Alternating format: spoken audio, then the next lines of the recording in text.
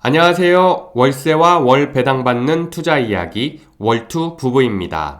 지난 영상에서 고배당 ETF에 투자해서 캐나다 생활비를 해결할 계획이라고 말씀드렸었는데요. 이번 영상에서는 고배당 ETF를 어떻게 매수하면 좋을지 매수 방법에 대해 이야기해드리겠습니다.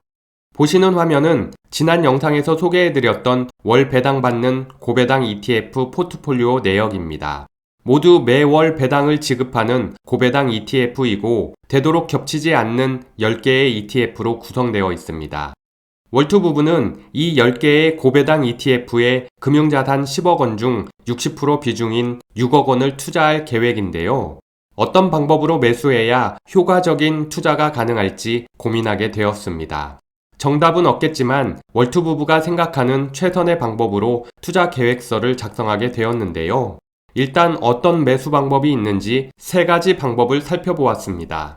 첫 번째 방법은 한 번에 매수하는 LSI 방식이 있는데요.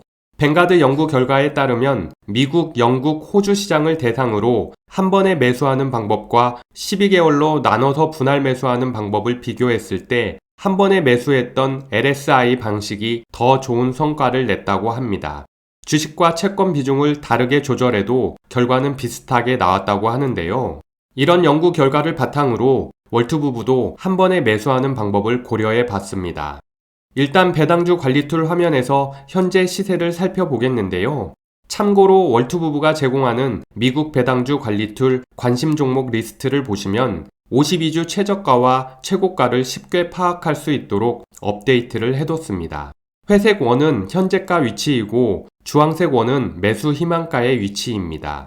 그리고 가운데 라인은 52주 평균가를 의미하니까 참고하시기 바라고요. 현재가 시세를 의미하는 회색 원 위치를 보시면 10개 ETF 대부분 52주 최고가 부근에 위치한 걸 보실 수 있습니다.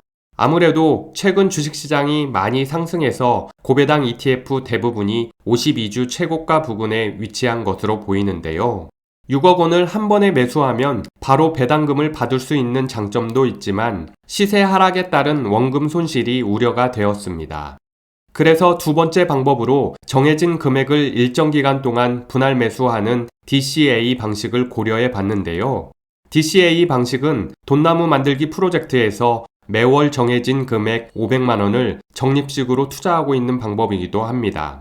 시장 상황에 크게 흔들리지 않고 마음 편하게 투자할 수 있는 방법이지만 앞서 설명드렸듯이 한 번에 매수하는 LSI 방식보다 성과가 떨어진다는 연구 결과도 있습니다. 매월 받게 되는 수입으로 투자할 경우 적립식 분할 매수 방법이 적합할 수 있겠지만 목돈으로 투자하는 고배당 ETF 투자는 더 나은 성과를 위해 다른 방법을 고민하게 되었습니다. 세 번째 방법은 52주 최고가 대비 매수 기준을 정하는 방법인데요. 배당주 관리 툴 화면을 보시면 52주 최고가 대비 마이너스 10%, 마이너스 20%, 마이너스 30% 가격을 확인해 볼 수 있습니다. 52주 최고가 대비 어느 정도 하락했을 때 매수할 것인지 매수 기준을 정한다고 이해하시면 되는데요. 예를 들어 QYLD ETF가 최고가 대비 마이너스 10%로 하락했을 때 매수할 것이라고 기준을 정했다면 시세가 20.17달러 이하가 되면 매수를 하는 것입니다. 자신이 원하는 가격까지 기다렸다가 매수하는 전략으로 52주 최저가 대비 매수 기준을 정하는 방법입니다. 이렇게 3가지 매수 방법을 고민한 끝에 최종으로 고배당 ETF 투자 계획서를 작성하게 되었는데요. 총 투자금은 6억 원이고 매수 기간은 내년 중순 캐나다 출국 전까지 전액 매수할 계획입니다. 배당 수익률은 7%, 월 배당금 세후 300만 원을 목표로 잡았고요. 매수 계획을 살펴보면 1차부터 4차까지 4번에 거쳐 매수할 계획입니다. 1차 매수는 10개 ETF 모두 각각 10% 비중으로 시세와 상관없이 8월 중에 바로 매수할 계획이고요.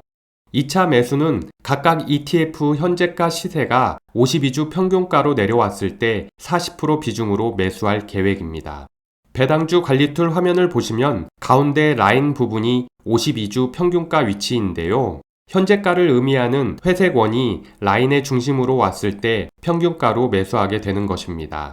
이렇게 1, 2차까지 매수하게 되면 각각 ETF에 50% 비중으로 세팅을 할 수 있게 되는데요. 3차 매수는 매수 희망가에 도달했을 때 30% 비중으로 매수할 계획입니다.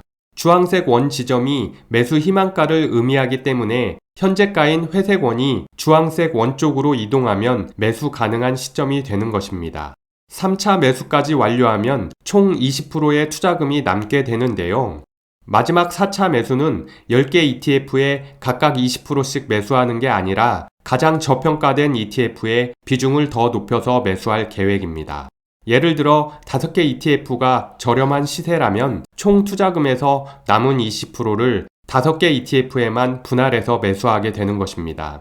최종 배당 수익률 7%를 맞추기 위해 마지막 투자금 20%는 유연하게 비중을 조절해서 매수할 계획이고요. 4차 매수까지 완료되면 상황에 따라 1년에 한두 번씩 리밸런싱을 하려고 합니다. 시세가 많이 올라서 고평가 상태인 ETF는 일부 매도를 해서 저평가된 ETF에 추가 매수할 계획이고요. 이때 배당금은 세후 300만원 목표치에만 맞춰서 매수를 하게 되고 만약 수익금이 남는다면 수익금 계좌에 따로 보관할 예정입니다. 수익금 계좌에 여유 자금을 쌓았다가 추후 조정이 있을 때 추가 매수 자금으로 활용할 수 있기 때문에 성과를 높이는 데 효과적인 방법이 될 것 같습니다. 이렇게 월투 부부는 나름의 방법으로 고배당 ETF를 매수해서 원활하게 배당금을 받을 계획이고요. 이 배당금을 캐나다 생활비로 잘 활용하려고 합니다. 배당금을 받기 위한 투자이기 때문에 추후 원금만 손실 없이 유지될 수 있도록 노력할 것이고요. 앞으로 일어날 수 있는 큰 위기를 어떻게 피해야 할지 꾸준히 시장을 관찰하고 대응해 나가야 될 것 같습니다. 그럼 이번 영상은 여기까지 마치도록 하겠습니다. 이 영상이 도움이 되셨다면 구독과 좋아요 부탁드리고요. 여러분의 관심이 월투 부부에게 큰 힘이 됩니다. 고맙습니다.